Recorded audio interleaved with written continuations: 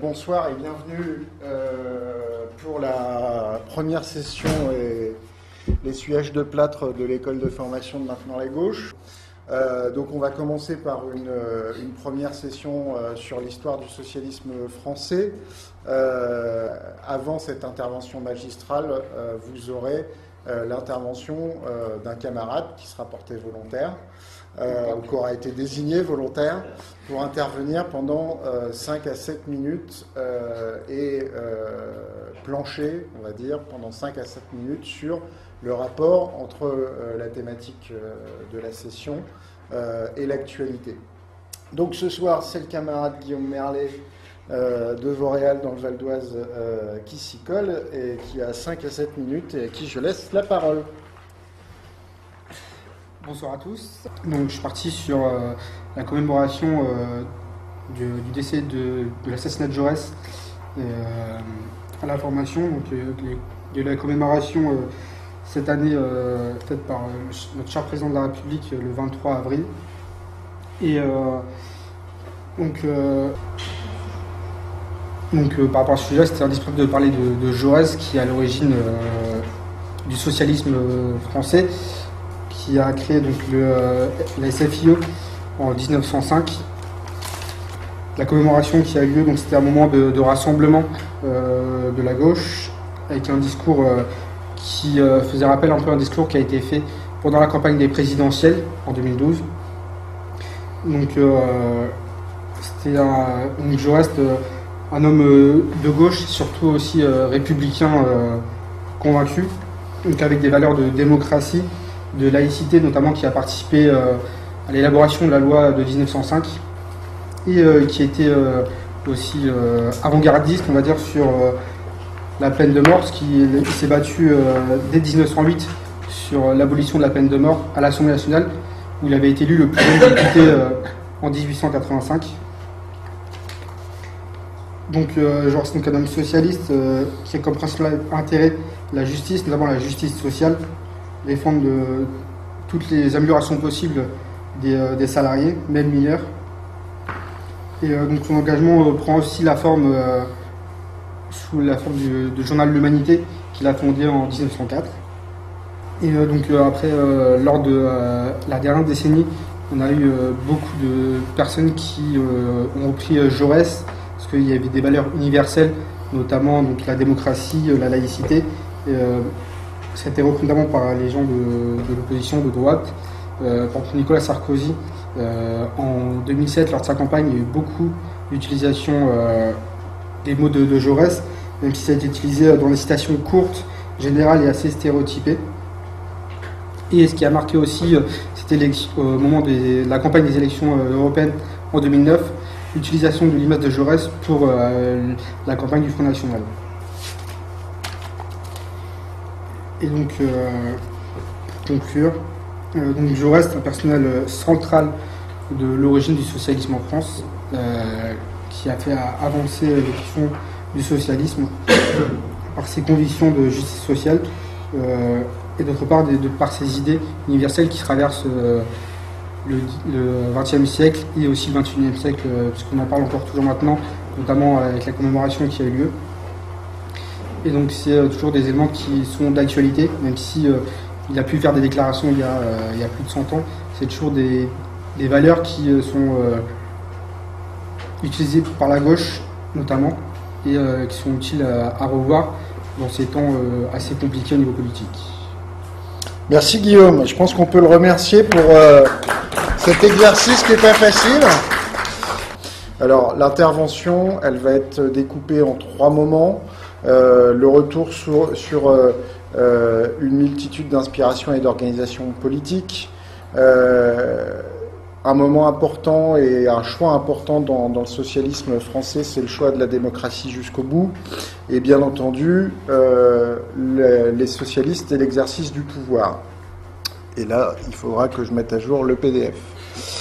Un petit avant-propos sur le socialisme français. Le socialisme français n'a jamais été un parti homogène idéologiquement, plutôt un rassemblement de sensibilités extrêmement diverses qui vont de la gauche révolutionnaire au radicalisme modéré. Le socialisme français a connu également dans son histoire de multiples scissions lorsque les contradictions internes étaient trop importantes. Contradictions qui n'ont en général été résolues que par des personnalités pouvant produire une réelle synthèse politique et intellectuelle. On va casser un tabou, le Parti socialiste n'a jamais, je dis bien jamais, ni depuis sa création ni ensuite, été un parti ouvrier. Pourtant, il s'est toujours rêvé l'être. Sa déconnexion avec le mouvement ouvrier profond et les organisations syndicales est précoce. Et je dirais, la deuxième phase de la médaille, c'est qu'en fait, le Parti socialiste français a toujours surinvesti les débats intellectuels et idéologiques qui correspondent par ailleurs à la nature de son recrutement réel.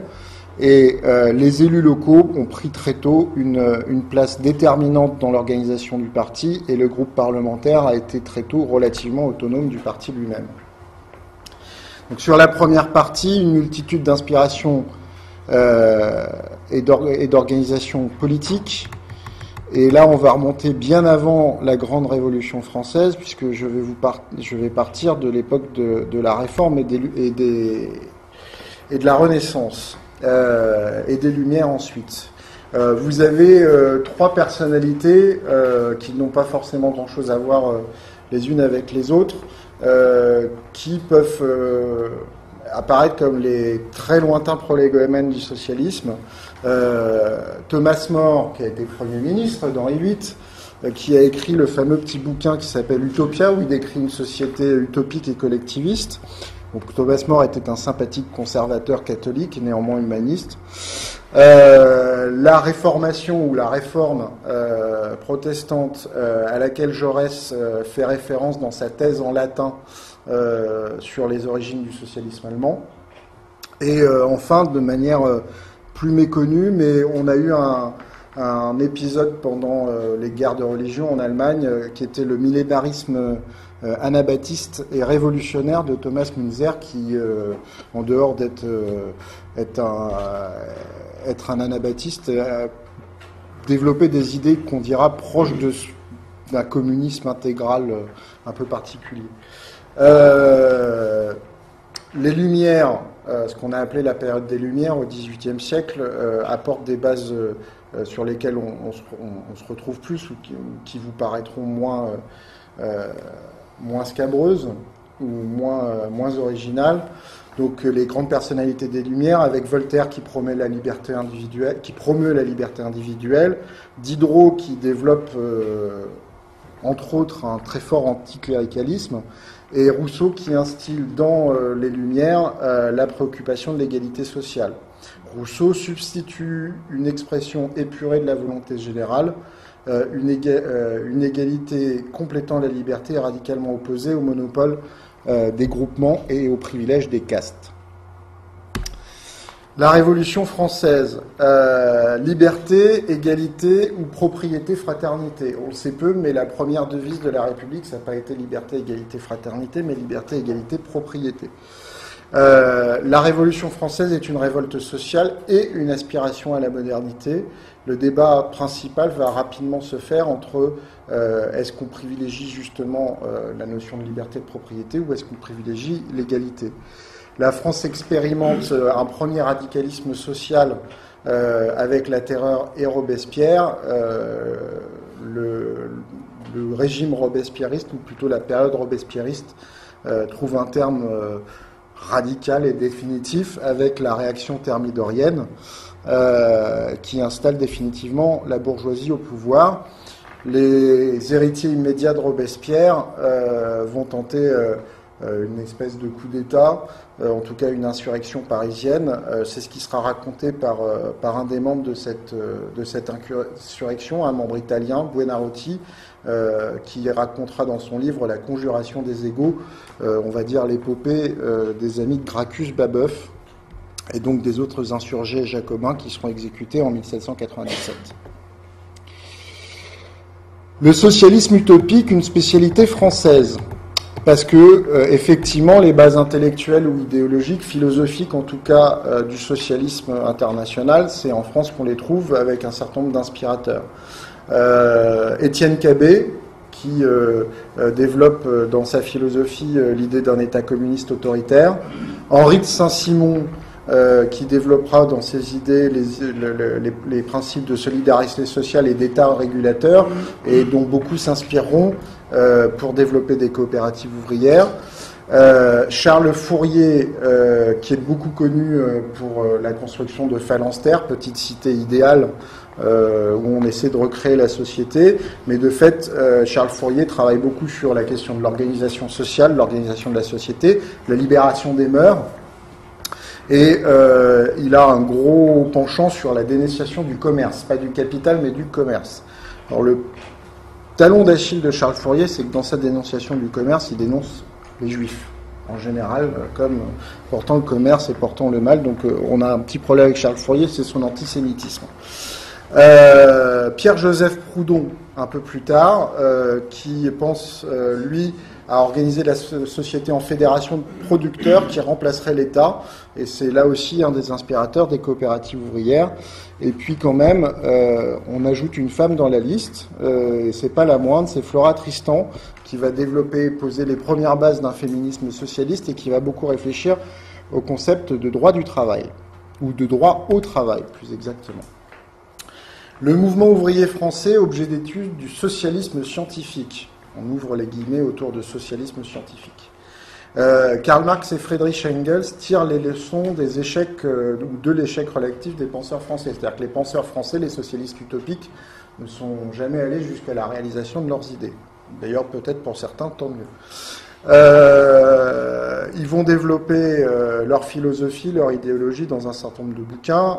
L'idéologie allemande, 1845, le manifeste du Parti communiste, 1848, et le Capital, 1867, et avec leur analyse et leur grille de lecture de la société, des forces sociales et des forces économiques, ils prétendent bâtir ainsi un socialisme scientifique. C'est eux qui utilisent ce terme. Donc pour Karl Marx et Friedrich Engels, la société est divisée en classes. 1789 est une révolution bourgeoise qui permet une exploitation renforcée par la spoliation de la plus-value créée par les ouvriers ou les prolétaires. Donc la paupérisation du prolétariat, la paupérisation de la classe ouvrière est inéluctable et aboutira à une révolution prolétarienne dirigée par des partis prolétariens qu'il faut donc organiser. Et cette révolution doit aboutir à la dictature du prolétariat dans un État socialiste qui engagera la collectivisation des moyens de production, d'où sortirait, au bout du bout, une société communiste sans classe. Alors je le dis tout de suite, Marx et Engels n'ont jamais défini ce que serait la dictature du prolétariat. L'échec des révolutionnaires socialistes français. On a deux révolutions importantes au milieu du XIXe siècle en France, les révolutions de 1830 et de 1848, qui apportent une nuance plus large aux idées socialistes parmi le monde du travail français, mais la République sociale de 1848 est un échec. D'abord, les républicains, on va dire lambda, sont très méfiants vis-à-vis des républicains socialistes ou des révolutionnaires socialistes, et les ateliers nationaux qui seront mis en place juste après la Révolution de 48 à Paris sont une pâle copie du programme de Louis Blanc, et ils n'arriveront jamais à apporter du vrai travail aux ouvriers parisiens chômeurs qui s'y pressent. Lamartine, qui est l'une des grandes figures, pas simplement littéraire et poétique de l'époque, mais figure politique de la Révolution de 1848, pense que la question sociale est réglée en soi par l'établissement du suffrage universel. Avec le suffrage universel, il n'y a plus de prolétaires, c'est ce que dit Lamartine. La contre-offensive du Parti de l'ordre, entre guillemets, se produit assez rapidement, en plusieurs phases. D'abord avec l'élection de Louis-Napoléon Bonaparte à la présidence de la République, et puis les élections législatives qui ramènent les conservateurs, voire les monarchistes au pouvoir, et bien entendu avec le coup d'État de décembre 51, qui fait du président de la République élu au suffrage universel l'empereur des Français, Napoléon III. Deux tendances chez les socialistes émergent des ruines au moment de l'émergence du Second Empire, les démocrates socialistes favorables à la réforme avec Louis Blanc, et les socialistes révolutionnaires d'Auguste Blanqui et d'Armand Barbès, avant-garde qui prônent l'idée d'une avant-garde favorable à la violence et qui sont les héritiers du jacobinisme autoritaire.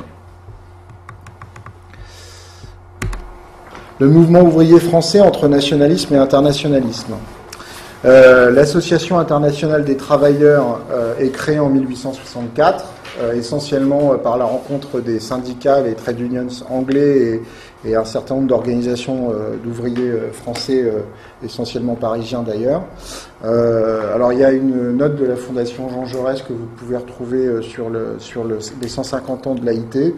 C'est assez intéressant parce que ça n'a rien à voir avec ensuite les autres organisations internationales socialistes ou communistes qui seront créées ensuite. Karl Marx et Friedrich Engels prennent rapidement le contrôle de l'AIT et s'y opposent très violemment à Proudhon et surtout aux anarchistes de Bakounine. Bakounine et ses amis seront rapidement exclus de l'AIT. Et en France, par contre, le marxisme est peu diffusé. Une raison essentielle pour cela, la révolution industrielle est moins avancée qu'en Grande-Bretagne et les révolutionnaires se recrutent essentiellement chez des ouvriers artisans. Il n'y a pas encore, on va dire, de frontières sociologiques entre un ouvrier et un artisan, notamment dans les grandes villes du pays. Et la tradition révolutionnaire française, elle est marquée d'abord par un jacobinisme nationaliste, dont le principal représentant est, comme je vous le disais tout à l'heure, Auguste Blanqui, nationalisme qui néanmoins se marie avec une certaine idée de l'universalisme républicain. L'entre-reconstruction après la Commune. Donc, la guerre franco-prussienne, on se fait étriller sur les champs de bataille. La République est proclamée le 4 septembre 1870. Et rapidement, après avoir négocié la paix avec l'Allemagne, le pouvoir qui est aux mains d'Auguste Thiers, chef de l'exécutif français, va se retrouver confronté à l'émergence de la Commune de Paris, début 1871, qui, on pense on a vendu la France à la Prusse, et deux, qui veut bien entendu développer la République sociale. Vous savez comment ça s'est terminé, dans un bain de sang. Je ne veux pas vous faire l'histoire de la Commune, mais toujours est-il que la section française de l'AIT, qui faisait partie des organisations qui encadraient l'aventure de la Commune de Paris, était déjà au bord de l'implosion entre anarchistes et socialistes, ou entre anarchisants et socialisants. Et après la Commune, entre les exécutions, les emprisonnements, les déportations et les exils, elle est tout simplement au bord de l'extinction. Donc plusieurs responsables communards sont déportés, comme Louise Michel, d'autres en fuite ou proscrits en exil. Louise Michel, je le dis parce que beaucoup de nos camarades communistes y font référence, Louise Michel est une camarade anarchiste. Elle n'a rien de communiste, elle n'a rien de socialiste, c'est une anarchiste. Après la Commune, on va mettre à peu près 10 ans à reconstituer les organisations socialistes et la première organisation qui renaît, c'est le Parti ouvrier en 1879, qui échoue cependant dans sa volonté de réunir le mouvement ouvrier et marxiste et entre guillemets travailliste se séparent dès 1882. Donc la reconstruction du mouvement socialiste se fait lentement dans cette ligne-là, et trois grands groupes vont se distinguer chez les socialistes français.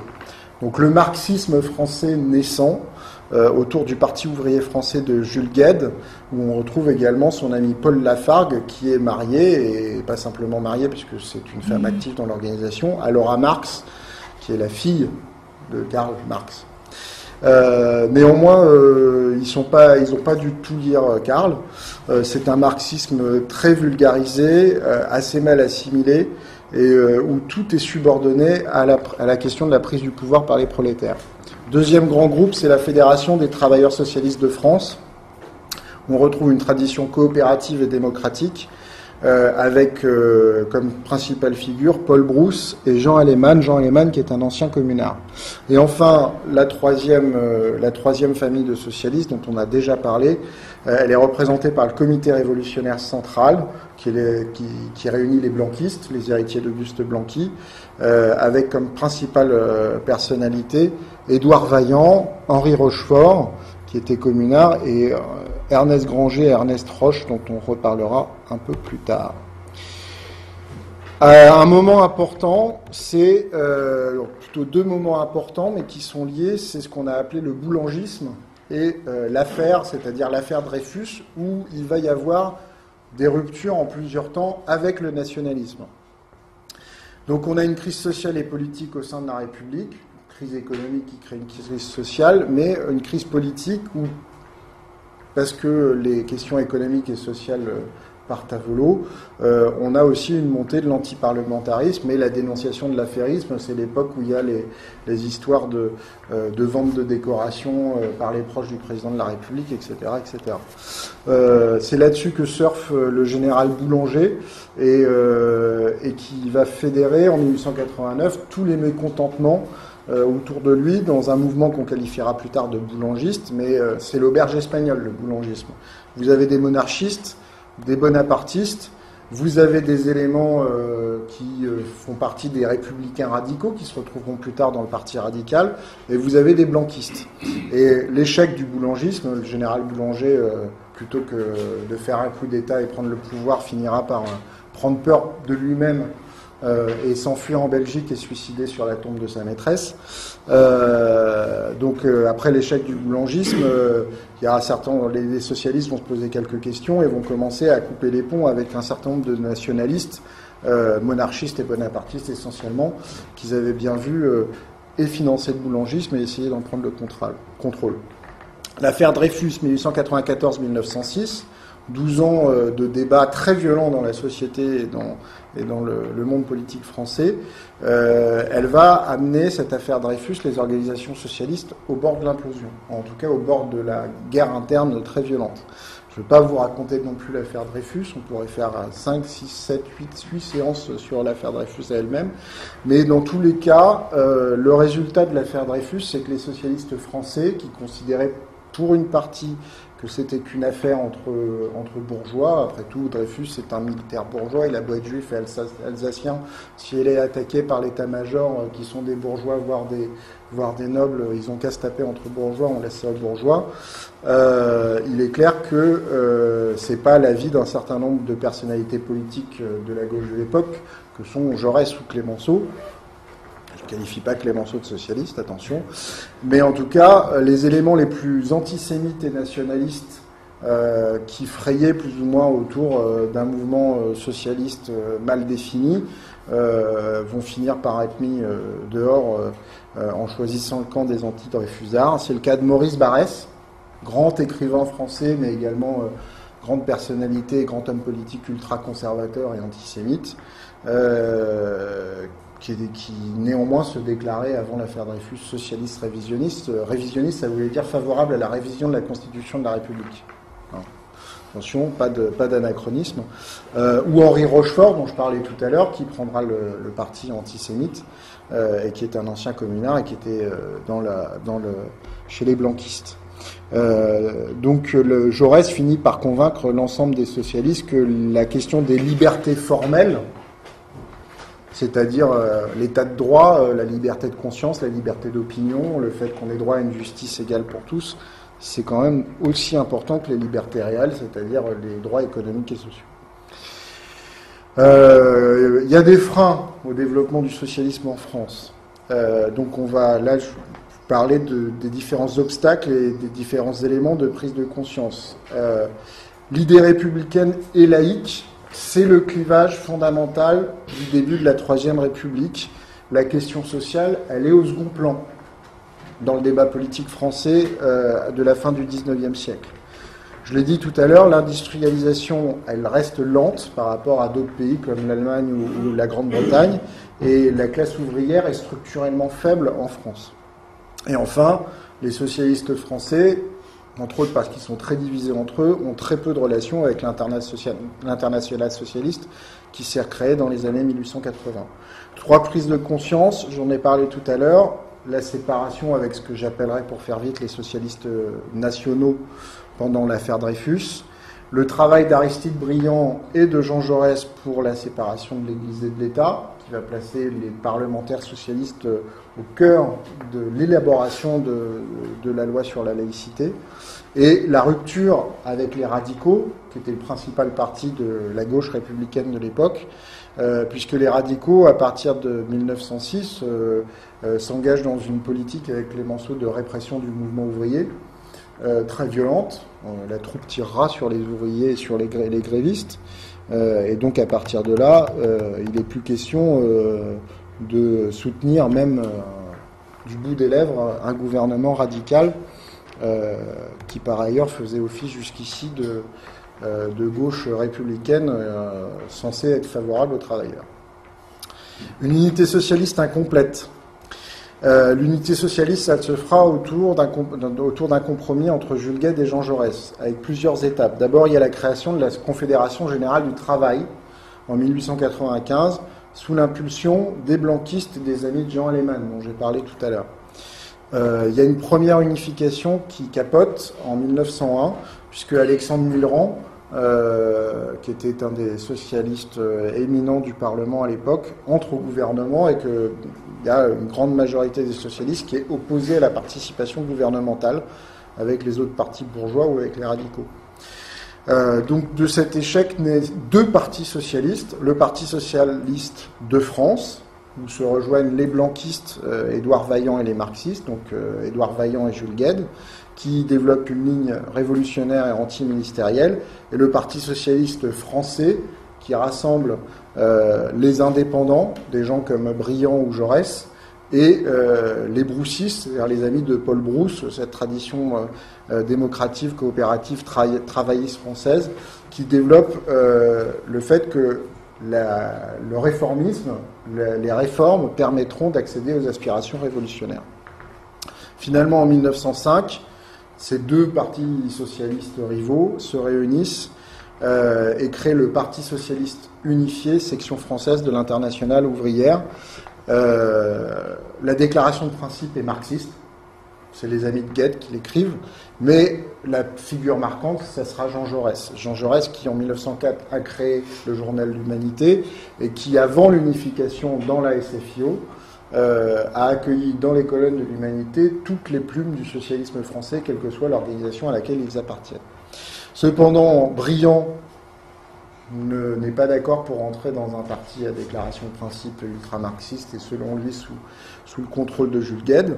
Donc il part et il finira par rejoindre le parti radical.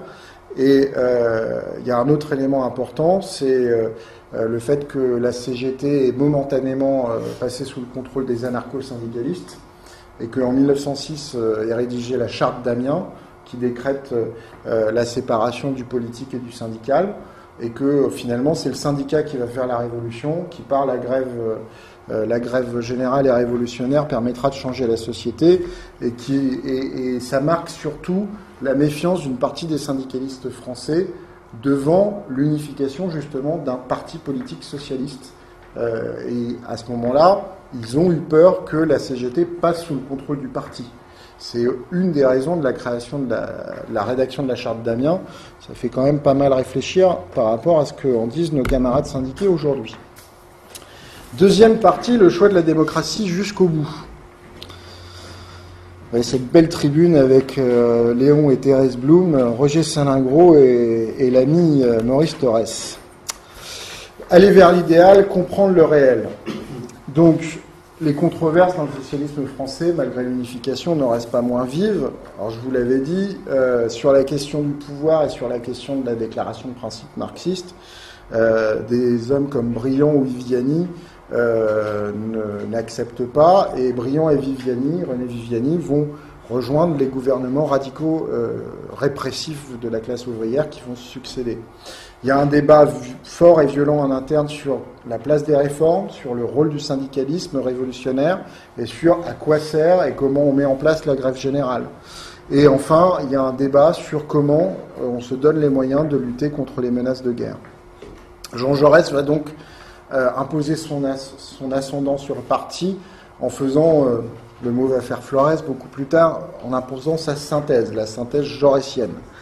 Réforme et révolution, comme je disais tout à l'heure, ne sont pas incompatibles, mais travaillent d'un même pas.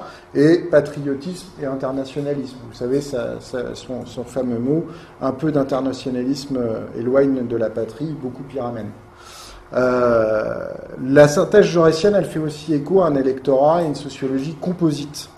Le Parti socialiste, la SFIO de l'époque, elle a dans son électorat déjà des ouvriers, des paysans, des fonctionnaires, des intellectuels. C'est pas le parti de la classe ouvrière comme on peut connaître en Grande-Bretagne ou en Allemagne.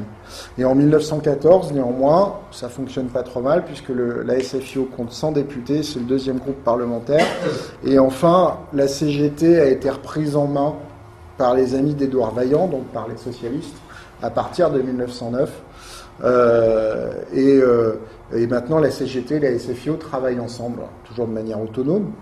Il n'y a pas de tutelle du parti sur la CGT ou inversement, mais ils travaillent ensemble. Et enfin, la SFIO, à l'approche de 1914, se rapproche de la gauche du Parti radical, notamment dans la lutte contre la loi de 3 ans qui vise à augmenter le service militaire de 2 à 3 ans. Voilà, donc c'est clairement aussi dans la logique de l'idéologie pacifiste de la SFIO. 1914, le dernier combat de Jaurès, la tentative de coaliser les forces entre radicaux de gauche, entre guillemets, et les socialistes fait long feu. L'alternative Caillot-Jaurès, Joseph Caillot, est en échec. René Viviani, ancien socialiste, devient président du Conseil et va clairement dire quelle est sa ligne. C'est une politique conservatrice, antisociale, belliqueuse, voire belliciste, et qu'il va mener avec le soutien des radicaux plus opportunistes. Jean Jaurès parcourt l'Europe pour mobiliser le prolétariat, y compris en Allemagne. Jean Jaurès est l'un des seuls socialistes français de l'époque à avoir lu Marx dans le texte et à parler devant les ouvriers allemands rassemblés par le SPD en allemand. Il fait des discours en allemand, toujours sans notes, comme il le fait en France et en français. Et la mobilisation importante et l'énergie déployée par Jaurès contre la guerre. Les appels au meurtre des nationalistes se multiplient contre lui et Jaurès est assassiné le soir du 31 juillet 1914. L'international socialiste, par ailleurs miné par le double jeu du SPD, s'effondre du jour au lendemain. La SFIO s'engage quasiment dans les jours qui suivent l'assassinat de Jaurès dans l'Union sacrée, avec le soutien de la CGT, et les plus antimilitaristes des socialistes deviennent tout d'un coup les plus chauvins. L'Union sacrée et sa rupture. Jules Guesde, Marcel Samba, puis Albert Thomas participent aux différents gouvernements jusqu'en 1916-1917. Alors Jules Guesde, en plus, ministre sans portefeuille.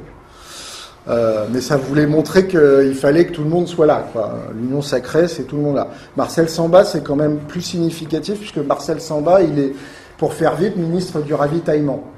Ministre du ravitaillement, ça veut dire il est ministre de la logistique, c'est lui qui organise toute l'économie française pour qu'elle soit mise au service de l'économie de guerre. Et pendant ce temps de guerre particulier, ça va être une organisation collective de l'économie en temps de guerre. Mais ça peut parler plus tard. Donc les débats sont violents chez les socialistes entre pacifistes et gouvernementaux, entre guillemets. Et l'un des acteurs de ce débat, c'est déjà Léon Blum, qui était directeur de cabinet de Marcel Samba.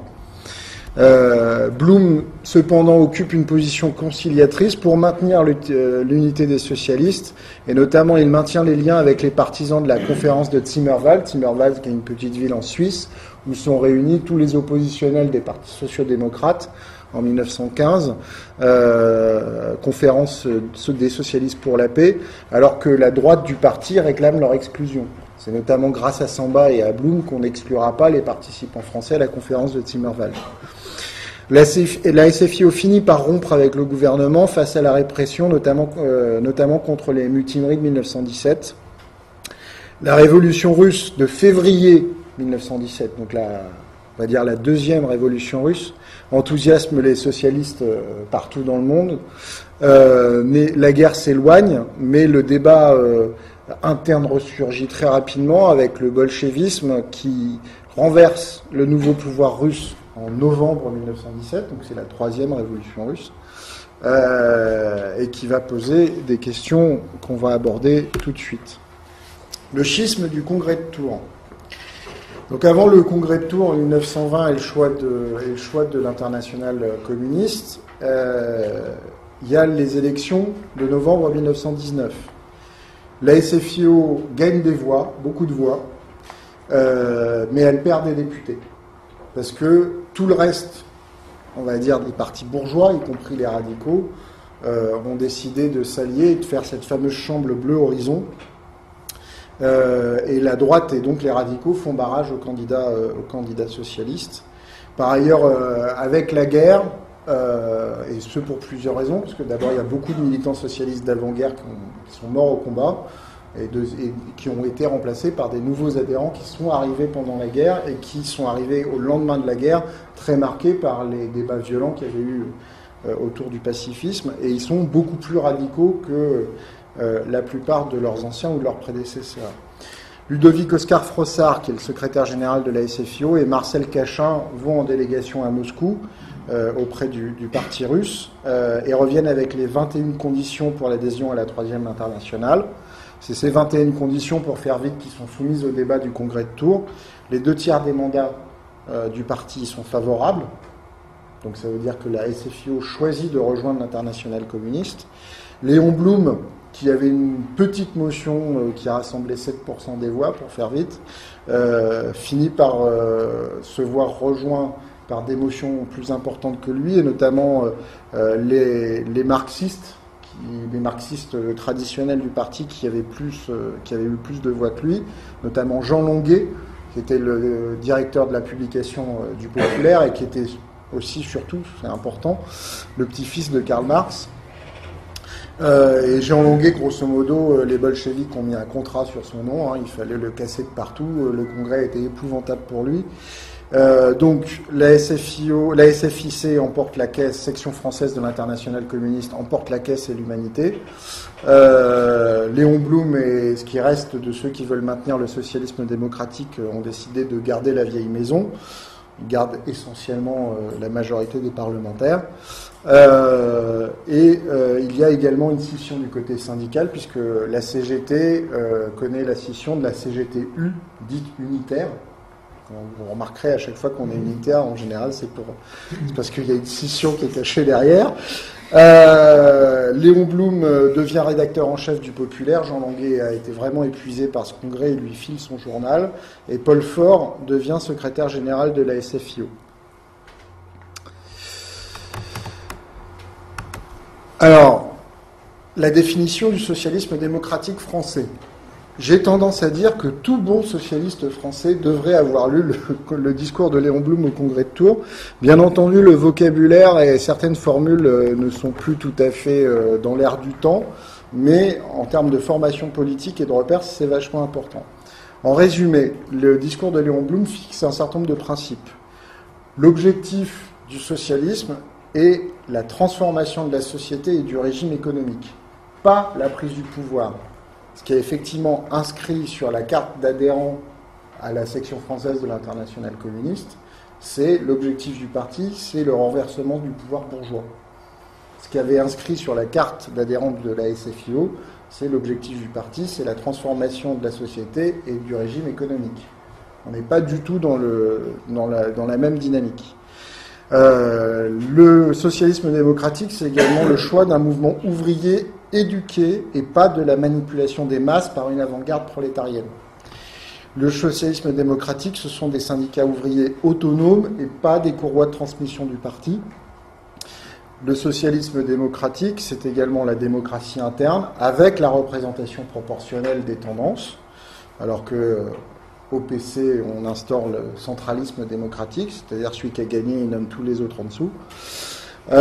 Et enfin, le parti mène une action transparente et n'est pas soumis à une direction clandestine. Ce qu'il y a également dans les 21 conditions de Zinoviev, c'est qu'en fait, il y a une direction clandestine qui prend les vraies décisions et qui l'impose à la direction qui est élue formellement par les militants. Donc en fait, Léon Blum pose aux camarades du Congrès de Tours, là, mais est-ce que vous connaîtrez vos chefs? Non, jamais. Est-ce que vous connaîtrez comment ils prennent leurs décisions? Non, jamais. Nous, on veut une direction transparente, on veut un parti transparent où les gens savent pourquoi ils votent et quels dirigeants ils ont. La dictature du prolétariat n'est qu'un élément transitoire, elle n'invalide pas l'évolution par la réforme dès que celle-ci est possible. Donc, la reconstitution de la SFIO. Bien entendu, la question du concept ou de l'idée révolutionnaire ne peut pas être abandonnée. Il ne s'agit pas de perdre la légitimité à gauche face au Parti communiste qui se crée. Plusieurs tendances internes dans la SFIO. La gauche marxiste, avec le journal La Bataille socialiste, qui est dirigé par Jean Ziromski, qui est un grand dirigeant de la Fédération parisienne, qui plaide pour l'unité d'action populaire et prolétarienne. Son gros problème, c'est qu'en fait, le PC n'en veut pas. Paul Faure, qui est le secrétaire général de la SFIO, qui va le rester jusqu'à la guerre, qui, grosso modo, veut conserver l'identité du parti en s'opposant à toute participation gouvernementale, en prenant un pacifisme radical et en développant une volonté unilatérale et radicale de désarmement militaire. Et une droite composite du parti avec des personnes comme Renaudel ou Marquet, dont le principal objectif dans la vie est de gouverner avec les radicaux. Léon Blum, au-dessus de ce débat, distingue deux choses. La conquête du pouvoir, qui est la transformation sociale et le changement du régime de la propriété quand les socialistes ont vraiment pris le pouvoir tout seuls, etc. Et l'exercice du pouvoir, où on peut faire des réformes profondes de la société, mais où on ne fait pas la transformation sociale. Soutenir sans participer. Alors, les socialistes décident le soutien sans participation lors du cartel des gauches qui sort victorieux de l'élection de 1924. Le problème, c'est que le cartel des gauches ne satisfait ni la gauche ni la droite du Parti socialiste, puisque la gauche trouve que le programme du cartel des gauches est trop mou, et que la droite du Parti socialiste est embêtée parce qu'ils auraient aimé accéder au pouvoir avec les radicaux et ils ne font que soutenir sans participer, donc la frustration est complète.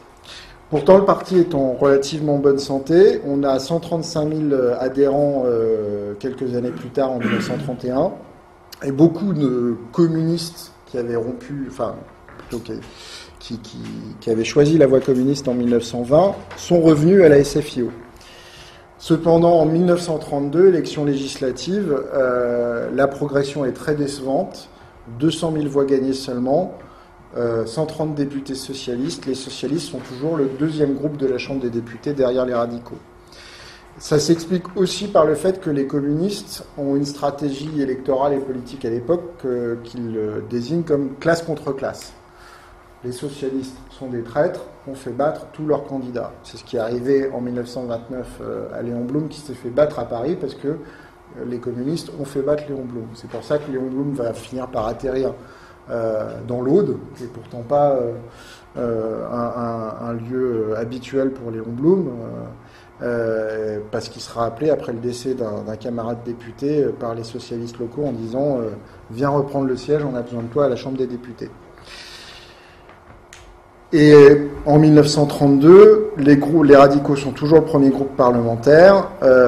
Édouard Herriot décide de faire alliance avec la droite. Et Léon Blum ne peut que constater que l'opposition due est totale, complète avec les radicaux. Donc les socialistes n'ont pas conquis le droit à l'exercice du pouvoir. La crise des néos. Congrès de la Mutualité, 14 juillet 1933. Donc je vous ai parlé des frustrations ministérielles tout à l'heure. Marcel Déat et les néo-socialistes dénoncent lors de ce congrès la pusillanimité de Blum. C'est-à-dire que Blum est un peu, on va dire, sur la question de la participation gouvernementale à ce moment-là, sur le même état d'esprit que Paul Faure, c'est-à-dire que pour maintenir l'unité du parti, la meilleure solution, c'est de ne pas s'engager dans l'action gouvernementale. Les néos ne font pas qu'exprimer leur frustration ministérielle. Ils ont un programme de rupture qui est en partie inspiré du planisme du camarade belge Henri Demand, pas planisme qui va faire Flores ensuite, puisque à peu près tout le monde s'en inspirera dans les années 40. Mais la version néo du planisme, c'est un État autoritaire qui restreint les libertés formelles, l'autarcie et l'économie planifiée. Marcel Déat, lors du congrès, il parle d'ordre, de force, et se réfère au fascisme pour le combattre. Sauf que ça, déjà, on sent dans le discours que sa démarche relève déjà plus ou moins du fascisme. Le congrès vote un texte contre les néos, mais ne les exclut pas. Et la crise sera achevée quelque temps après avec une crise parlementaire où 28 députés et 7 sénateurs quittent la SFIO, suivis par 20 000 adhérents. Pour mémoire, Marcel Déat rejoindra la Révolution nationale du maréchal Pétain en 1940 et créera un nouveau parti fasciste qui s'appelle le Rassemblement national français.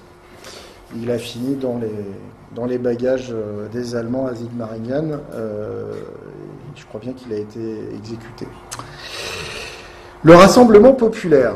Donc jusqu'ici, ce que je vous ai raconté n'est pas très glorieux, en tout cas pas très entraînant. Staline va opérer un renversement stratégique à 180 degrés. Dès 1934-35, parce qu'il s'est rendu compte qu'ils avaient fait une grave erreur dans la lutte contre les nazis en Allemagne.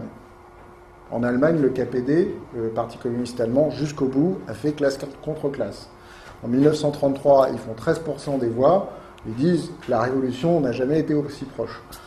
Et bien entendu, pas d'unité à gauche. Les nazis prennent le pouvoir, ils suppriment les communistes, puis ils vont supprimer les socialistes, et vous connaissez ce qui se passe ensuite. Donc Staline se rend compte qu'avec l'émergence d'un pouvoir autoritaire et fasciste fort en Allemagne, commence à y avoir un danger militaire pour l'Union soviétique, et il va avoir besoin de l'alliance des pays occidentaux, l'alliance de revers, et donc c'est pour ça essentiellement qui va inciter tous les partis communistes européens à rentrer dans des alliances électorales ou gouvernementales, y compris avec des partis bourgeois, pourvu que ces partis bourgeois soient prêts à voter des crédits de guerre et à voter du réarmement pour rentrer dans une alliance avec l'Union soviétique. Il n'y a pas beaucoup de grande idéologie là-dedans. Alors, en même temps, on parle de Staline. Donc, la SFIO et le PCF se rapprochent, la CGT se réunifie, et le Rassemblement populaire, qui s'est d'abord fait dans les rues et dans les manifestations, s'élargit petit à petit aux radicaux. Son programme électoral est limité et défensif. C'est un programme de défense contre le fascisme. Les socialistes avaient un programme personnel beaucoup plus fort, qu'on va retrouver d'ailleurs ensuite à la suite des grèves de 1936. Mais les radicaux plaident pour la modération, et les communistes aussi bizarrement, parce qu'ils disent si on fait trop peur avec un programme trop ambitieux, on va perdre des voix et on n'aboutira pas à notre objectif. Grosso modo, le Rassemblement populaire, c'est 1 an de campagne électorale.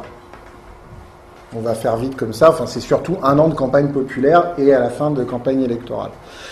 Il n'y a pas de progression du total des voix de gauche, si on considère que le Parti radical était à gauche. Il y a un redéploiement entre partis de gauche des suffrages. La SFIO et le PCF augmentent fortement leur représentation parlementaire, puisque pour la première fois est mis en place entre partis de gauche, PCF, SFIO, radicaux, le désistement républicain au second tour.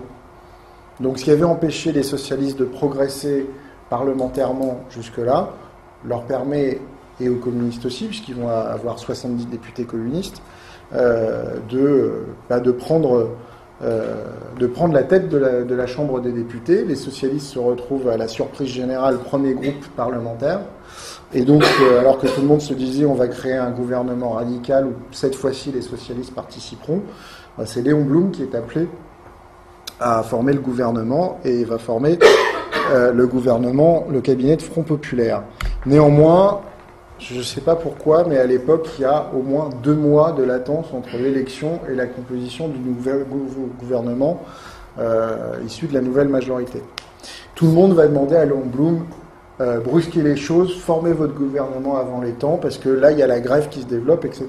Et l'ampleur des grèves, effectivement, est inédite. Et ce sont elles, ces grèves, qui vont créer le véritable rapport de force. Et qui vont permettre ensuite au gouvernement socialiste de Léon Blum de mettre dans les réformes du Front Populaire tout ce que ses partenaires n'avaient pas voulu qu'ils mettent pour ne pas effrayer l'électeur. Donc, je ne vais pas plus vous faire l'histoire des grèves et du mouvement social de 1936, mais disons que grosso modo, les patrons arrivent en pleurs à Matignon une fois que le gouvernement Blum est composé et disent « sortez-nous de là, on est prêts à tout lâcher ». Et Blum organise, sous l'égide du gouvernement, la négociation entre la CGT et le patronat. Je précise que dans le gouvernement du Front Populaire, le Parti communiste ne participe pas. Néanmoins, vous connaissez les grandes avancées du Front Populaire, les 40 heures, les congés payés, les conventions collectives, un certain nombre de nationalisations dont au départ ne voulaient pas ni les communistes ni les radicaux, notamment nationalisation un peu contrainte et forcée de ce qui va devenir la SNCF et nationalisation de l'industrie de l'armement. Néanmoins, malgré ces avancées sociales et économiques importantes, les difficultés économiques et l'évasion financière vont très rapidement limiter les moyens d'action du gouvernement. D'autre part, le danger de la guerre et les contradictions qui existent au sein de la SFIO entre une ligne antifasciste, mais également sa ligne ultra-pacifiste, vont finir par devenir difficilement gérables.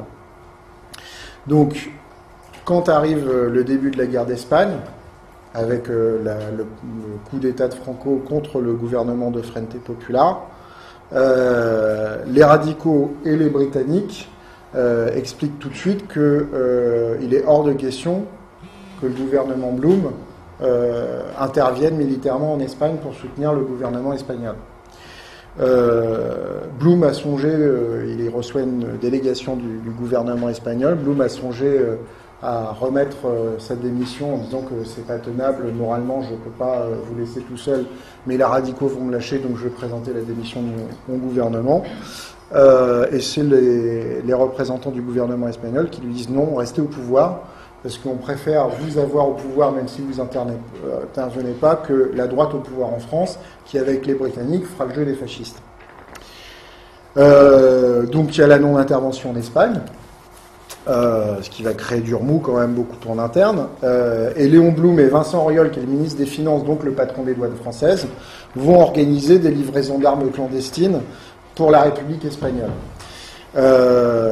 Sauf que l'état de l'armée française est lamentable et l'état de son armement aussi. Donc on va envoyer, on va dire, tous les rebuts qui nous restaient dans les stocks. Et il était tellement lamentable que Blum, qui était pourtant pour le désarmement et pour le pacifisme, arrive au pouvoir, voit l'état de l'armée et de l'armement français et dit, qu'à cela ne tienne, on met en place un programme quinquennal de réarmement. Parce que les tensions sont telles qu'on ne peut pas rester dans un état de dénuement militaire dans lequel on est. Et ce programme de réarmement, il en fera la démonstration au procès de Riom que lui intentera Vichy, a même été en avance sur sa réalisation, mais c'était un peu court Enfin, vous avez compris que même un plan quinquennal qui commence en 1936, pour arriver à réalisation, c'est 40-41. La guerre commence en 1939, on était un peu en retard. L'agonie du Front populaire ou du Rassemblement populaire. Donc ces contradictions finissent par devenir totalement ingérables, tant économiques que sociales que politiques. Blum est renversé au bout d'un an et vont se succéder des cabinets radicaux d'orientation très modérée où participent les socialistes et parfois soutenus par le PCF. Le PC qui va même aller proposer aux radicaux, après la chute de Blum, de rentrer au gouvernement, ce qu'il avait refusé à Blum. Blum redevient président du Conseil pour quelques semaines en 1938, il demande que le Parlement lui accorde les pleins pouvoirs économiques pour redresser le pays. Il a l'accord des chefs parlementaires de la droite, mais le Sénat, qui a une majorité droite plus radicaux, lui refuse les pleins pouvoirs financiers, et donc Blum ne pourra pas organiser sa politique de sursaut face au fascisme. Après les accords de Munich en 1938, qui sont signés par Daladier, Chamberlain, Hitler et Mussolini, l'opposition violente entre Blum et Paul Faure va totalement paralyser la SFIO. D'un côté, vous avez Léon Blum, Léo Lagrange, Vincent Auriol, qui sont profondément anti-munichois, qui disent qu'il faut développer l'effort de guerre contre les dictatures, qui sont favorables à l'alliance avec l'URSS et à la mobilisation populaire dans cet état d'esprit. Paul Faure, secrétaire général de la SFIO, reste sur sa ligne de pacifisme intégral, de rejet des communistes, et soutient le gouvernement Daladier qui, en 38-39, va finalement plus ou moins défaire toutes les réformes de 1936. Paul Faure est mis en minorité au Congrès de 1939, mais Blum, dans sa grandeur d'âme terrible, va encore une fois vouloir sauver les meubles et refuse de le démettre. Donc Paul Faure, bien que minoritaire, va rester secrétaire général de la SFIO. Autant vous dire que dans ces conditions-là, avec des oppositions telles, l'appareil politique, l'organisation est totalement bloquée. Ça va se terminer, je dirais même pas en eau de boudin parce que c'est plutôt grave, que seule une minorité de députés socialistes, une minorité au sein du groupe, refusera de voter les pleins pouvoirs à Pétain en juillet 40 avec Léon Blum. Donc, la guerre, la défaite, l'occupation, la dissolution de la SFIO. Paul Faure rentre dans la collaboration.